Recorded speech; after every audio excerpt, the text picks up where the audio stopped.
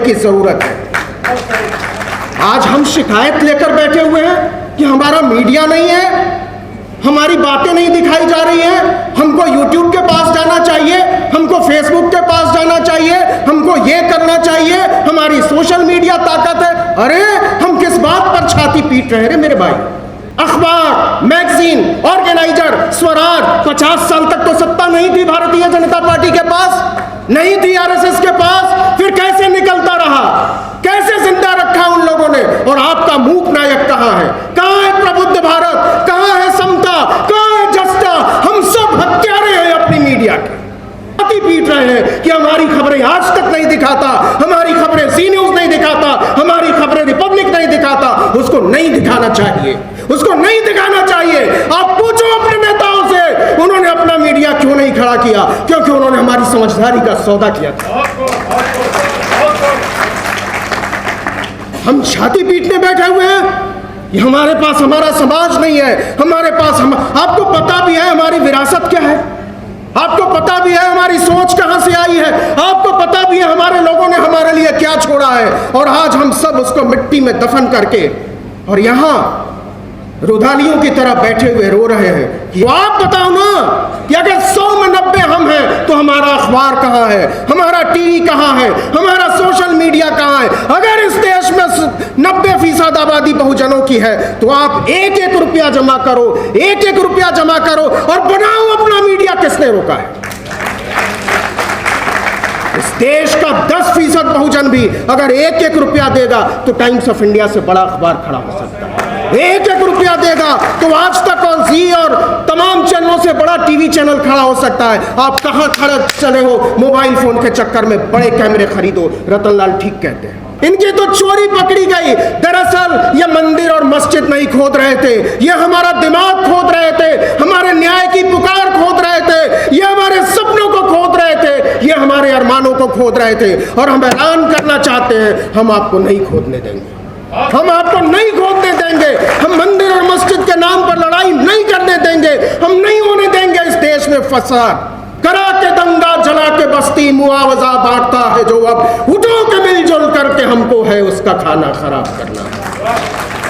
किस देश की सड़कें हमने बनाई हैं, जूठे बर्तन हमने धोए हैं, फोकट में हजामत हमने बनाया है, जूते चप्पल हमने सिले हैं। यह देश हमारा है, हम इस देश को लेकर वो हमारी वफादारी को नीलाम करते रहे, वो हमारी समझदारी को बेचते रहे, वो हमारे सपनों का सौदा करते रहे। और इससे तमाम लोगों को आइडेंटिफाई करने की जरूरत है, और नहीं तो हम तय करें कि हम बेईमानी के साथ इस हॉल में बैठेंगे। लेकिन डॉक्टर उदित राज ने कुछ असहज सवाल उठाए और जरूरी है कि उन असहज सवालों से टकराया जाए। डॉक्टर लक्ष्मण ने न्यू एजुकेशन पॉलिसी की धज्जी उड़ाकर रख दी। मैं जानता हूं लक्ष्मण को, वो 12 साल से टेम्परेरी प्रोफेसर है, तुम टेम्परेरी ही रहोगे, परेशान मत हो।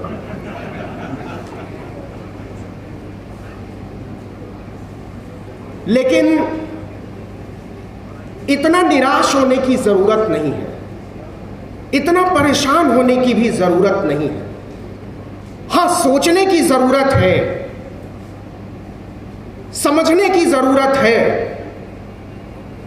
और ये समझदारी हमको अंबेडकर नाम के आदमी ने, पेरियार नाम के आदमी ने, फुले नाम के आदमी ने हमको विरसे में दी थी।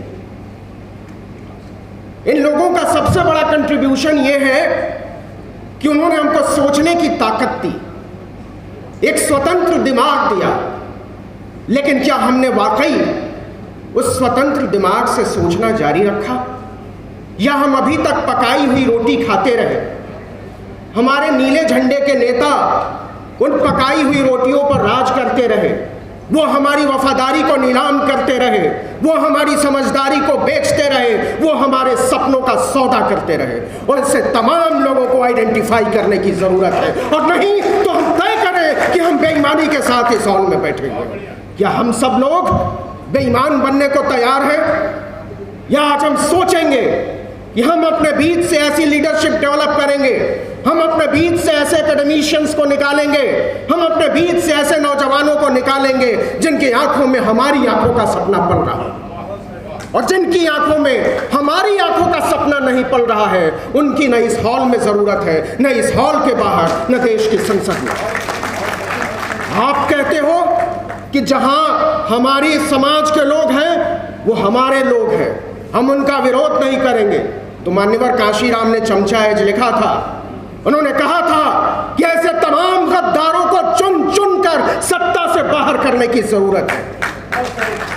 आज हम शिकायत लेकर बैठे हुए हैं कि हमारा मीडिया नहीं है, हमारी बातें नहीं दिखाई जा रही हैं, हमको यूट्यूब के पास जाना चाहिए, हमको फेसबुक के पास जाना चाहिए, हमको ये करना चाहिए, हमारी सोशल मीडिया ताकत है। अरे हम किस बात पर छाती पीट रहे हैं मेरे भाई, कमाल है। आप कह रहे हो प्रिंट मीडिया बंद हो गया, हाय हाय हमारे पास कुछ नहीं, हाय हाय। आप मजाक कर रहे हो। इस देश में इस साल 5 जनवरी 75 साल मना रहा है अपनी स्थापना के। आप बताओ इस हॉल में बैठे हुए लोगों, और जाकर पूछना इस हॉल से बाहर जब निकलोगे तो कि 5 जनवरी जैसा कम्युनल अखबार, मैगजीन, ऑर्गेनाइजर, स्वराज 50 साल तक तो सत्ता नहीं थी भारतीय जनता पार्टी के पास, नहीं थी आरएसएस के पास, फिर कैसे निकलता रहा, कैसे जिंदा रखा उन लोगों ने। और आपका मूक नायक कहां है? कहां है प्रबुद्ध भारत? कहां है समता? कहां है जस्ता? हम सब हत्यारे हैं अपनी मीडिया के, हम सब अपनी मीडिया की हत्या करके और छाती पीट रहे हैं कि हमारी खबरें आज तक नहीं दिखाता, हमारी खबरें जी न्यूज नहीं दिखाता, हमारी खबरें रिपब्लिक नहीं दिखाता। उसको नहीं दिखाना चाहिए, उसको नहीं दिखाना चाहिए। आप पूछो अपने नेताओं से, उन्होंने अपना मीडिया क्यों नहीं खड़ा किया? क्योंकि उन्होंने हमारी समझदारी का सौदा किया था। हम छाती पीटने बैठे हुए हैं, ये हमारे पास हमारा समाज नहीं है, हमारे पास आपको पता भी है हमारी विरासत क्या है, आपको पता भी है हमारी सोच कहां से आई है, आपको पता भी है हमारे लोगों ने हमारे लिए क्या छोड़ा है, और आज हम सब उसको मिट्टी में दफन करके और यहां रुधालियों की तरह बैठे हुए रो रहे हैं कि अब क्या करेगा। आप कह रहे हो 100 में 90 हमारा है। हाँ है हमारा, है हमारा। तो आप बताओ ना कि अगर 100 में 90 हम हैं तो हमारा अखबार कहाँ है, हमारा टीवी कहाँ है, हमारा सोशल मीडिया कहाँ है? अगर इस देश में 90% आबादी बहुजनों की है तो आप 1-1 रुपया जमा करो, 1-1 रुपया जमा करो और बनाओ अपना मीडिया। किसने रोका है? इस देश का 10% बहुजन भी अगर 1-1 रुपया देगा तो टाइम्स ऑफ इंडिया से बड़ा अखबार खड़ा हो सकता है। 1-1 रुपया देगा तो आज तक और जी और तमाम चैनलों से बड़ा टीवी चैनल खड़ा हो सकता है। आप कहां खड़े चले हो? मोबाइल फोन के चक्कर में बड़े कैमरे खरीदो। रतनलाल ठीक कहते हैं, हमको टेक्नोलॉजी की जरूरत है, मजबूरी की टेक्नोलॉजी के नहीं। सोशल मीडिया की जरूरत है, लेकिन इसलिए सोशल मीडिया की जरूरत नहीं है कि हमारे पास अपना मीडिया नहीं है। हमको अपना मीडिया खड़ा करना पड़ेगा, लेकिन क्या हम अपने दिमाग से तैयार हैं? आप सोचो किस दौर में हमें, यहां सोचिए जरा, होशियारी को समझो कि ज्ञानवापी में खुदाई चल रही थी कि वहां हम कुछ पत्थर के स्ट्रक्चर्स खोज रहे हैं और भीतर भीतर तैयारी हो रही थी कि सेना में अग्निवीर लाना है।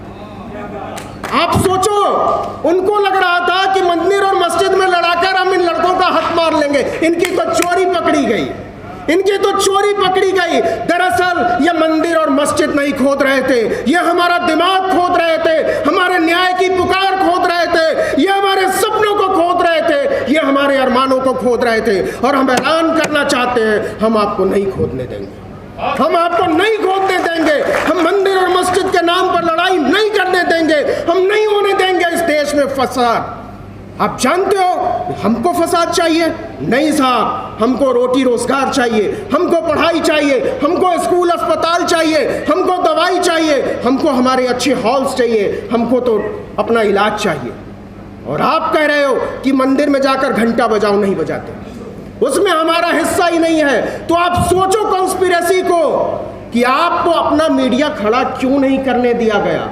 और जिन लोगों ने नहीं खड़ा करने दिया है वही लोग कल को कहेंगे आज आपको पता है अंबेडकर साहब की तस्वीर सबसे बड़ी कहाँ लगती है? आरएसएस के मंचों पर। आरएसएस के मंचों पर अंबेडकर साहब की सबसे बड़ी तस्वीर लगती है। नरेंद्र मोदी अक्सर जाया करते हैं अंबेडकर मेमोरियल, तो आपको लगता है कि वो लोग अंबेडकरवादी हो गए?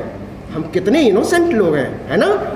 आज आप कह रहे हो कि नहीं, हमारा बहुजन जहां है वो हमारा है। अरे भाई, सबसे ज्यादा दलित सांसद जो है भारतीय जनता पार्टी का है, तो हो गया ना, फिर तो देश में बहुजन का राज है। प्रधानमंत्री ओबीसी, सबसे ज्यादा सांसद बीजेपी के पास दलित, तब तो दलितों का राज आ गया ना। यही राज चाहिए था क्या? नहीं चाहिए, नहीं चाहिए, क्योंकि हमारी स्वतंत्र सोच छीनी गई है। लक्ष्मण यादव कह रहे थे कि जगदेव बाबू को मारा गया। कैसे मारा गया? उनके दिमाग में गोली मारी गई थी, उनके दिमाग में गोली मारी गई थी। दिमाग में गोली मारना एक चेतावनी थी। वो चाहता हत्यारा, वो थानेदार तो पेट में मार सकता था, पीठ में मार सकता था, कहीं और मार सकता था, लेकिन उसने दिमाग में गोली मारी, क्योंकि वो इशारा था कि हम आपको अपने तरीके से सोचने नहीं देंगे, हम आपको अपने तरीके से सोचने नहीं देंगे, लेकिन हम अपनी समझदारी को, अपनी चेतना को गिरवी रखने को तैयार नहीं हैं। इस हॉल से आवाज जानी चाहिए। आप कंस्ट्रक्टिव डेवलपमेंट की बात कर रहे थे उदित जी, तो निकलिए पद यात्रा पर, निकलिए, लोगों से कहिए कि हम अपना मीडिया खड़ा करना चाहते हैं, मैं तो अपनी जिंदगी झोंकने को तैयार हूं, आपको बताइए हमारा साथ चाहिए तो कब से कहां चलना है। लेकिन लफाजी नहीं होनी चाहिए, ईमानदारी से बात होनी चाहिए क्या। और दूसरी बात, हमारी स्थिति पता है क्या हो गई है? जयपुर की एक बड़ी सही सी घटना बताता हूं। एक वहां हलवाई थे, तो कुछ लड़के उनको छेड़, कॉमरेड क्रांति कब होगी? फिर अगले दिन होते थे कि क्रांति कब होगी, फिर पूछते थे कॉमरेड क्रांति कल भी नहीं हुई, कैसे होगी? तो एक दिन जो जिनकी दुकान थी वो नाराज हो गए, तो उन्होंने कहा कि क्रांति कोई घी है क्या कि रात को पी ली और सवेरे खुलासे में खोज रहे हो कि आया कि नहीं बाहर? तो हमारी हालत वैसी है। अरे भाई, 1925 से वो सत्ता की तैयारी कर रहे हैं। आप कह रहे हैं टेक्नोलॉजी के जरिए हम जाएंगे, आप कह रहे हैं हमको ग्रास रूट पर जाने की जरूरत नहीं है। तो आप सोचिए कि आरएसएस का बच्चा ग्रास रूट पर खड़ा है, आपके लिए ग्रास रूट पर खड़ा होने के लिए कौन तैयार है? आपने तैयार किए हैं क्या? और अगर तैयार ही नहीं किए तो ढूंढ कहां रहे हैं? वो मिलेगा कहां? हवाई बात नहीं। नरेंद्र मोदी की आप बात करते हो, आप योगी आदित्यनाथ की बात करते हो, आप अमित शाह की बात करते हो, इनके लाखों लाख कैडर खड़े होते हैं। अरे सोचिए, नोटबंदी जैसा हत्यारा कैंपेन फुस हो गया, उसके बाद उत्तर प्रदेश में सत्ता आ गई, ग्रास रूट पर वो नहीं है। इतना बड़ा गूफा हुआ कोरोना के समय में, उसके बाद वो चुनाव जीत गए, वो ग्रास रूट पर नहीं है। तो हम क्या बच्चे हैं जो हमारी समझ में नहीं आ रहा है? वो सबसे ज्यादा ग्रास रूट पर है। हमको उनको सोचने की जरूरत है, उनके दंगाई इरादों को सोचने की जरूरत है, समझने की जरूरत है। करा के दंगा, जला के बस्ती, मुआवजा बांटता है जो अब, उठो के मिलजुल करके हमको है उसका खाना खराब करना। ये कम्युनलिज्म और जातिवाद के खिलाफ लड़ाई एक साथ नहीं चल सकती, एक साथ नहीं चल सकती है। आप मुसलमानों को साफ सोचते हैं कि इस देश में 20 करोड़ मुसलमानों को असुरक्षित करके, पसमानदा को असुरक्षित करके, और आप सोचते हो कि आप एक देश, एक राष्ट्र, एक बोली, एक भाषा बना लेंगे। ये होने वाला नहीं है। तो ज़रूरत है कि हम सबको जोड़ने की कोशिश करें। जो लक्ष्मण कह रहे थे कि हमको पिछड़ों को भी साथ लाने की ज़रूरत है, हमको मुसलमानों को साथ लाने की ज़रूरत है। और जातीय जनगणना, वो जातीय जनगणना से क्यों डरते हैं? क्योंकि ये देश हमने बनाया है। वो जातीय जनगणना से इसलिए डरते हैं कि इस देश की सड़कें हमने बनाई हैं, जूठे बर्तन हमने धोए हैं, फोकट में हजामत हमने बनाया है, जूते चप्पल हमने सिले हैं। यह देश हमारा है, हम इस देश को लेकर रहेंगे। इसलिए किसी भी मुगालते में मत रहना मेरे दोस्त। हम सब एक एक हजार लोगों के बराबर हैं। हमारी सोच और समझदारी एक एक हजार लोगों के बराबर है। इस हॉल में कोई 500,000 लोग नहीं, मैं 10 लाख लोगों को देख रहा हूँ। अगर हम चाहते हैं कि हमारी आवाज़ दूर तक जाए तो, और मैं जानता हूँ मेरी जितनी भी ताकत है, लक्ष्मण की जितनी भी ताकत है, बिना डरे हुए, बिना झुके हुए, बिना समझौता किए हुए जहाँ तक चल सकते हैं चलेंगे, भले जाकर हम जेल की फाटक से टकरा जाएं। आप सब लोगों ने बुलाया, मुझे सुना, इतने प्यार से सुना और इतनी क्रिटिकल चीज़ों को सुना, इसके लिए आपका बहुत बहुत शुक्रिया।